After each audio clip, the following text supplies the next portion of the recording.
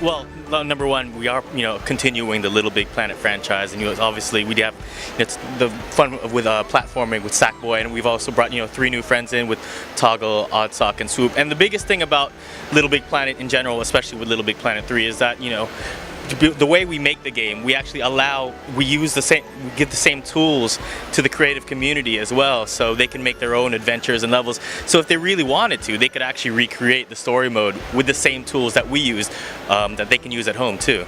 With LittleBigPlanet 3, we wanted to just go all out, for example. So usually we gave Sackboy a lot of different power-ups and everything, but we felt like we needed to create just new, I guess, canvases for people to make their more intense, more I guess more variety with the gameplay. So we had Oddsock, who was our really fast character who can like slide, wall slide, jump off walls, so on and so forth. So when people want to actually make really fast platforming games, they can use that character. We have Swoop, obviously the one who can fly because he has wings, looks like a chicken. So yeah, he has the ability to fly, pick up things in the air, just fly forever. So if people want to make flying platformers like dodging obstacles in the air, everything like that, just navigating through different mazes and corridors, they can do that. And also with Toggle, he can turn big and small. So in a sense, he's almost like 2 characters. With Toggle, he can like lift heavy, just pull heavy things. He can sink in the water. So whenever you want to have like some really cool physical gameplay on the water, you can use Toggle to sink in into the water. Whereas when you switch to small Toggle, he's really small, can run on top of the water, shoots out of the water when he's already in the water, so you can get some really cool physical platforming doing that as well. I think bringing the LittleBigPlanet franchise to a new system, we've always wanted to use its abilities, capabilities, similar how we did with LittleBigPlanet Vita as well, using the touchscreen and whatnot. So bringing the game to the PlayStation 4, we've used a couple of the new feature sets on the PlayStation 4 as well.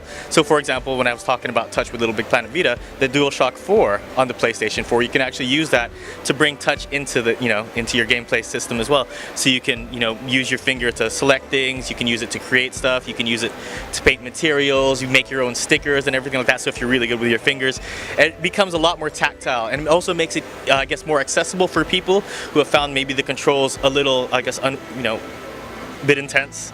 I mean, when you take a look at I guess any creation tool or just creation maker, you're just kind of like, wow, that's a lot of tools. But being able to just select things with your finger, touch, you just move things around, it makes it a lot easier and simpler for people to get into the whole thing. We also use its recording functionality to actually create trailers for your own levels. So you can make 30-second clips of I guess the highlights of whatever level you've created, then you can attach it to your level when you publish it into the community. So when they're looking for a level to particularly play, sometimes you'll just get pictures and whatnot. But now when you've attached a trailer, they can actually see a little clip playing. So like, oh, that looks really interesting. And then they click on the trailer and they're like, whoa, wow, I didn't know your level looked like that. So therefore, making it a lot more visible for people to play your own stuff.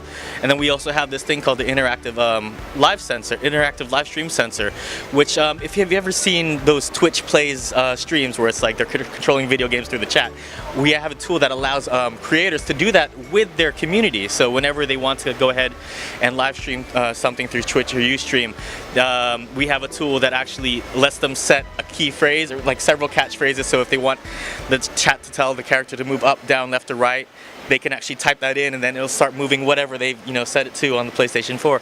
And also we have just up-res graphics as well, higher polygon counts and whatnot. So yeah, just a lot more stuff that we've added on the PlayStation 4.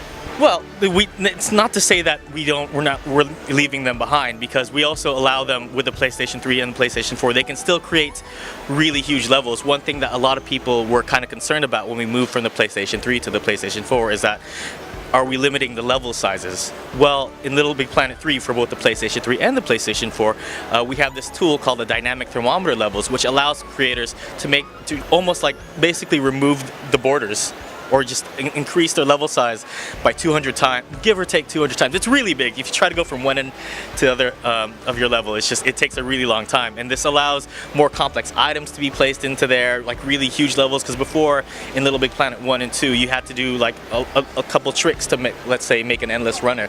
Now, because of the expanded space you have now, yeah, you can make endless runners, huge levels, hub worlds, the whole nine. Obviously, in the story mode, you can still run through, as many people as you want, 4 players if you want to, and of course, same with the multiplayer online too. And creators can also create levels where you can use the multiple characters at the same time, so you can have like 2 odd socks and 2 swoops carrying each other throughout a level. And the cool thing is about that as well, when I'm talking about the character using different characters. In this game, we've made it easier to create your own characters, so you can give them more powers than they would have in the story mode. So, for example, Toggle, he's really big, or at least the big one anyway. He's kind of slow and everything, but you can give him the ability to fly. You can make him jump higher, so on and so forth. So it's just a lot of different things you can do, and it's really interesting to see how the community will take things like that, put it into like multiplayer levels using the different characters, and see what kind of cool levels they can come up with in games. Actually, yeah. The cool thing is about LittleBigPlanet 3 is that, again, always talking about backwards compatibility, and I think it was really important for I guess the franchise and everybody who's jumped in general, and also for new people as well. As of now, there are about like 8.7 million levels that were made in LittleBigPlanet 1 and 2, and in LittleBigPlanet 3 you can actually still play those levels too, which is really cool. And let's say, for example, if you had like levels that you were making in LittleBigPlanet 2, but you wanted to upgrade in LittleBigPlanet 3, you can bring that over through your profile, and you have ways to do that as well. So you can just make your creation even better in LittleBigPlanet 3. Media Molecule has created like a great foundation, but I think, especially for a lot of us who've been working on LittleBigPlanet 3, the cool thing is a lot of us actually come from the community themselves.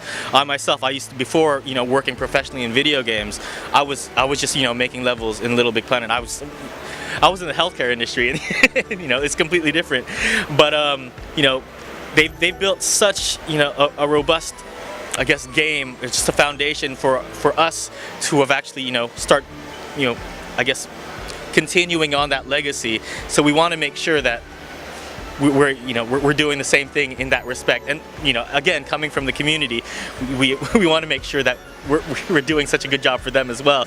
So yeah, in a sense, there's a bit of like a lot of weight on our shoulders, but at the same time, I think because of just of our foundations and also like our relationship with Media Molecule, I think this has been like the biggest LittleBigPlanet that we can definitely provide, and we do feel that it does carry on its legacy, especially with the new characters, especially with the story mode, the way we've improved and expanded on a create mode.